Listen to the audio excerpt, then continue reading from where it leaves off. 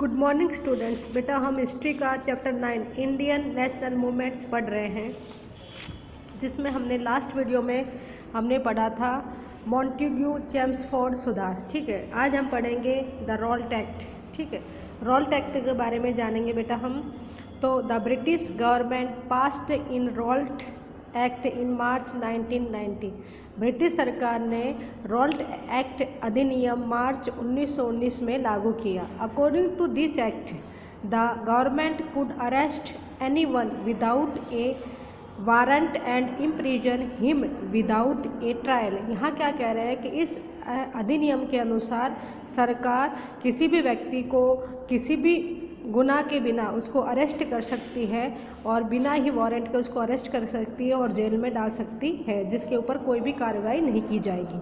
उसके बाद हम पढ़ रहे थे द रॉल्ट सत्याग्रह। अब हम पढ़ेंगे रॉल्ट सत्याग्रह के बारे में। In 1990 Gandhi ji gave a call for satyagraha against the Rowlatt Act. 1919 में गांधी जी ने लोगों को सत्याग्रह करने के लिए कहा रॉल्ट एक्ट के विरोध में, क्योंकि रॉल्ट एक्ट ऐसा कानून था जिसमें किसी भी व्यक्ति को बिना गुनाह के पकड़ लिया जाता था, बिना वारंट के पकड़ लिया जाता था और जेल में डाल दिया जाता था और उसके ऊपर कोई भी मुकदमा नहीं चलाया जाता था। According to him this act restricted fundamental rights such as freedom of expression and strengthened police power. यानी कि इस अधिनियम के अनुसार, इस एक्ट के अनुसार जो हमारे संवैधानिक अधिकार होते हैं या लोगों की जो आज़ादी होती है, बोलने की फ्रीडम होती है या आज़ादी होती है, उसको इग्नोर किया गया था। और पुलिस की पावर, जो पुलिस की पावर होती है उसके अंदर कितनी ताकत होती है वो दिखाई गई थी। Mahatma Gandhi, Mohammad Ali Jinnah and others criticised the act as devilish and टायरेनिकल।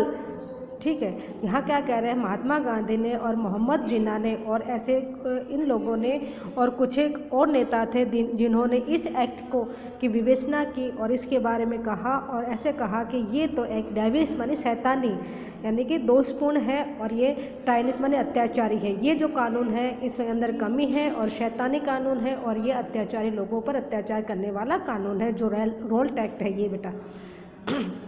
Gandhi ji asked the Indian people to observe 6 April 1919 as a day of non violence opposition to the act. Gandhi ji ने लोगों को कहा कि भारतीय लोग इस रॉल्ट एक्ट के विरोध में क्या करेंगे, आंदोलन करेंगे, लेकिन वो आंदोलन अहिंसा का होगा। यानी कि इस एक्ट के विरोध में एक आंदोलन होगा 6 अप्रैल 1919 में और इसमें कोई भी हिंसा नहीं होगी, अहिंसा का आंदोलन करेंगे हम।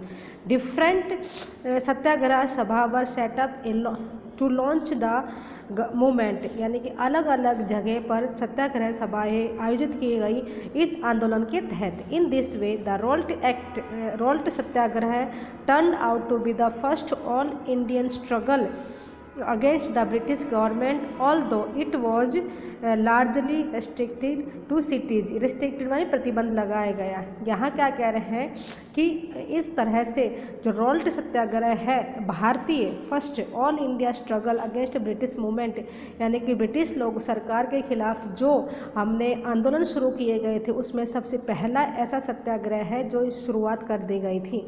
सबसे पहला सत्याग्रह है जिसमें रॉल्ट एक्ट ने शुरुआत कर दी थी आंदोलन करने के लिए ब्रिटिश गवर्नमेंट के खिलाफ। ठीक है, हालांकि ब्रिटिश गवर्नमेंट ने इसको बहुत यानी कि पूरी सिटी में इसको दबाने के लिए बहुत ज़्यादा लार्जली प्रतिबंध लगाए गए थे।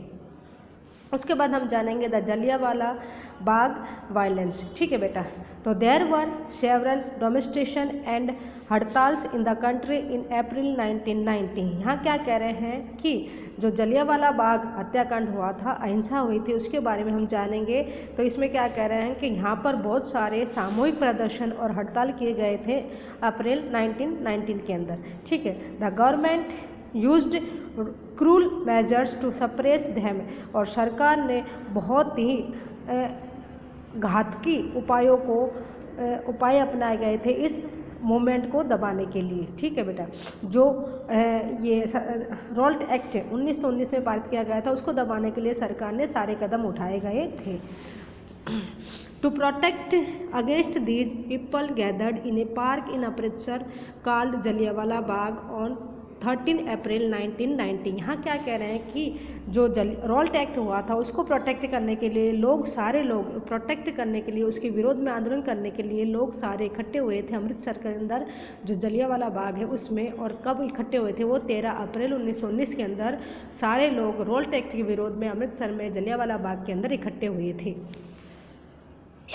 जैसे ही ब्रिटिश गवर्नमेंट के जनरल डायर को पता चला कि ये लोग इसके विरोध में यहाँ इकट्ठे हुए हैं, तो वो अपने the military commander of Amritsar came to the park and ordered his man to open fire. और जैसे ही जनरल डायर, वो था मिलिट्री कमांडर जनरल डायर, उसको जैसे पता चला कि लोग रॉल्ट एक्ट का विरोध करने के लिए जलियांवाले बाग में इकट्ठे हुए हैं, तो उन्होंने वहाँ पर अपनी फौज लेके गए और उनको वहाँ पर पार्क के अंदर खुले एक ही गेट था, वो गेट बंद कर दिया गया और उसमें लोगों के ऊपर फायर करने का ऑर्डर दे दिया।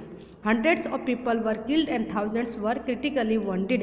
यहाँ क्या करें, हजारों सौ से ज़्यादा लोग, हंड्रेड्स यानी हज़ारों लोग मारे गए और इसमें थाउजेंड्स वर यानी कि और हज़ारों लोग हैं, इसमें 100 से ज़्यादा लोग मारे गए, बहुत 100 ऐसे लोग मारे गए और थाउजेंड्स वर क्रिटिकली वॉन्टेड और थाउजेंड्स लोग घायल भी हो चुके, बहुत बुरी तरह से वो घायल हुए। अमृतसर बाग में एक कुआं था, उसमें लोग अपनी जान बचाने के लिए उस कुएं में भी कूद पड़े। The massacre shocked the whole country, यानी कि इस नरसंहार ने पूरे देश को हिला दिया और पूरे देश को शॉक्ड कर दिया है, आघात लगा बहुत ही। On learning about the massacre, Rabindranath Tagore expressed the pain and anger of the country by renouncing his knighthood. यहाँ क्या कह रहे हैं, नाइटहुड नाम की एक रविंद्रनाथ टैगोर ने बुक लिखी है, उसके अंदर जो ये नरसंहार हुआ था उसमें रविंद्रनाथ टैगोर ने अपने व्यूज, अपने भाव, उसमें अपना दुख प्रकट किया है, अपना गुस्सा प्रकट किया है कि हमारे देश के लोगों के साथ इस तरह से अंग्रेज़ों ने किया है। इसके बाद है खिलाफत मूवमेंट, ये हम नेक्स्ट वीडियो में पढ़ेंगे।